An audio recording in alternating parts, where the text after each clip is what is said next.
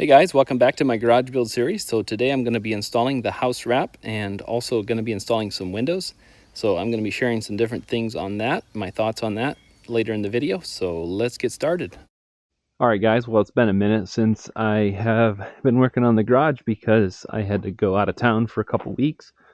So I wanted to show you, I did get the sheeting put on this top row up here on the sides. So that was done. You can see it's a little lighter colored because it hasn't been in the sun quite as much. Then just the other day, yesterday actually, I got back. It was such a beautiful day. So I got this all sheeted. So you might be wondering why I ran some of these sheets vertical instead of horizontal, like I did horizontal on the bottom. I did horizontal on the bottom for sheer, but up here, the bottom cord of that truss runs right there where that sheet would have split the next row of sheets. So I really wanted to span that to give it some sheer this way as well up there. So that's why I decided to do that. It seemed to be less waste to do it that way also. So that worked out really good. You can see I had to do a little piece there, but full sheets worked out really good. Got my window in up there. So I also did the back side. Got that done. So anyway, it's time to do house wrap. I'm going to do that next, so that way I can install windows and doors. I'm still waiting on the garage doors to show up. So house wrap usually only comes in 9-foot tall rolls. So I'm going to have to do a 3-foot section up there, but I want to get the most of it covered, the bulk of it covered, and see what I got left over to see if I actually want to cut a roll down at 3 feet or how I want to do that. I might just roll out strips and cut them, so I'll see how that works out. So the other thing, really quick word on house wrap. Now this is just my opinion, but I like the actual Tyvek brand, which was what this is, or I like the Typar brand, or there's another one, I think it's called Blockit. I think that brand's okay as well. So in my opinion, the house wrap that usually looks like burlap sacks weaved together, I don't like that stuff. That's just my personal opinion from seeing it out in the field. It tears easy. I don't think it works very good as a barrier, just my thoughts. It's cheaper, that's why people use it, but I would highly recommend going with something like the actual Tyvek brand or Typar brand or something that looks like it's actual, nice solid material, not the woven together stuff. See how this is actually, a really nice, thick, solid barrier. And the other stuff, when the wind will blow right through it, you can see it. It'll tear really easily when you go to work with it. So that's just my thoughts on it. So anyway, so I always stick with Tyvek brand because Typar wasn't really in my area. Actually, Typar was quite a bit more expensive, and I like it. I've used it before. But Tyvek was a little cheaper, and I've had really good luck with it, so I just kind of stick with that. So that's my thoughts in case you wonder why I'm using that. Typically what I do is I start in a corner, like here, and just go. And I thought about doing that. I'll see how this goes. I was thinking about starting at the doorway, coming around, and then just continuing on to the other garage door. The main thing is to try to keep this stuff straight, to try to get no wrinkles if possible. And I'm going to give myself plenty to trim here.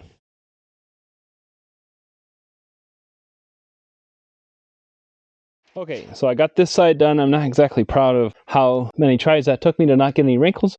Now that I'm going around the corner, should be able to just move on down the line pretty fast here.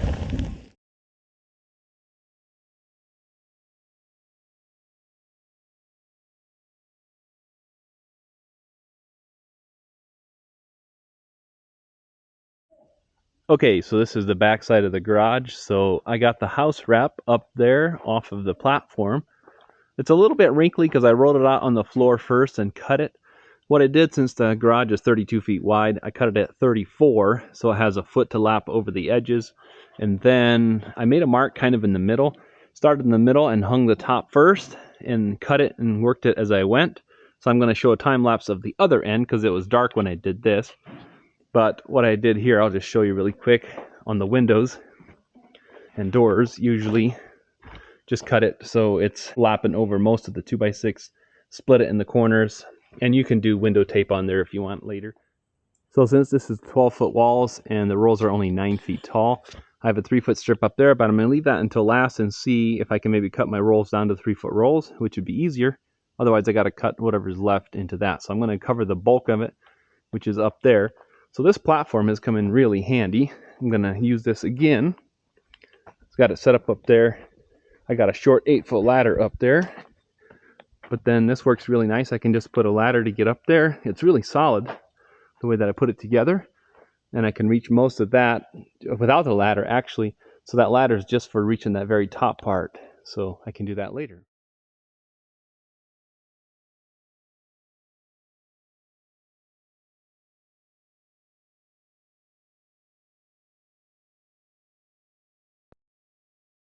All right, so I'm getting ready to install the windows. I got an Anderson window here, a black composite instead of vinyl.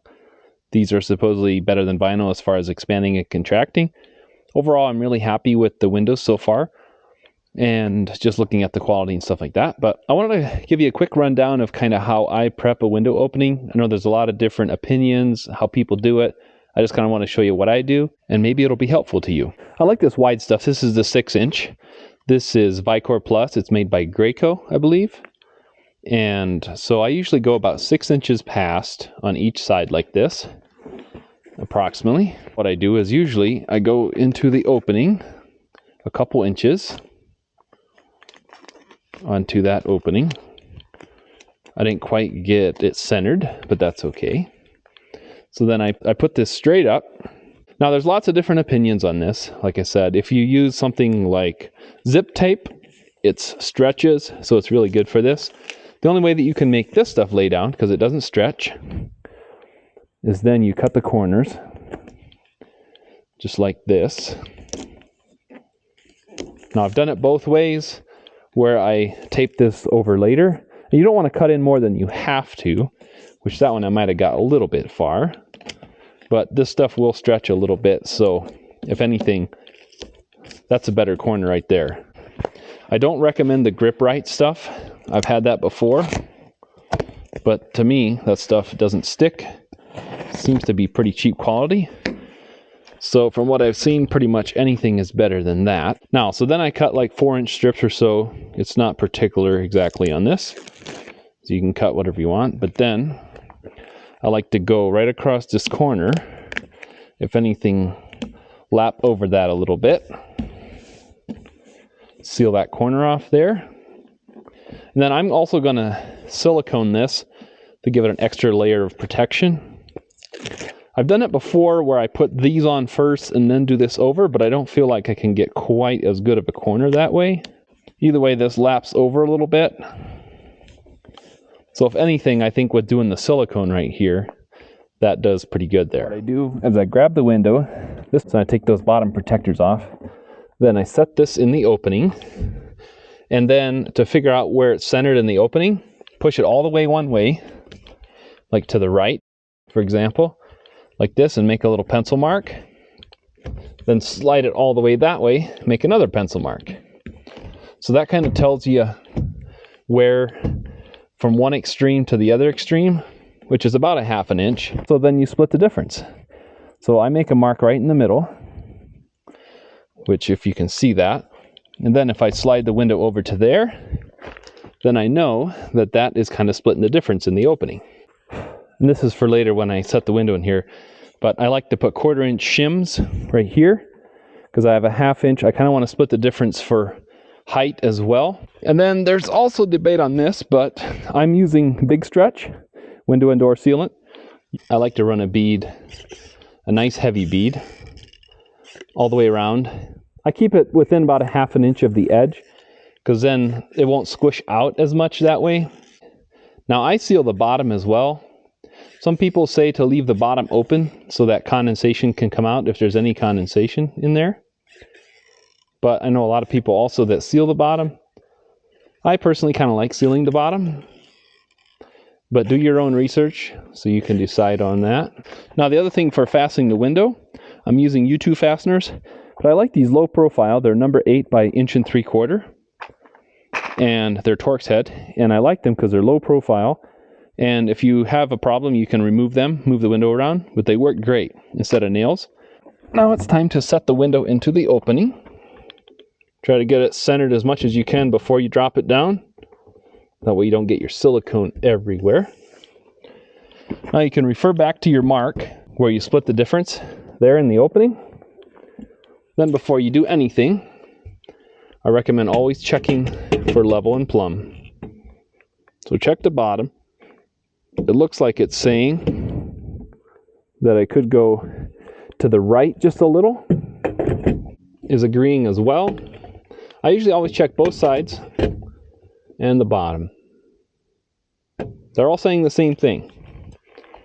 So that's telling me that this is the high corner right here, right now. So what I want to do is put a screw in right down here.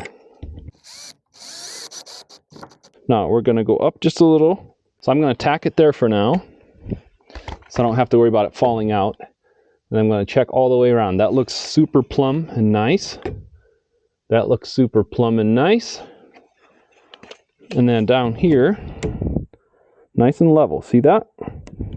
I can go in and double check my reveals. It looks good. Pretty much centered in the opening. Perfect, perfect. So now I can go out and finish fastening.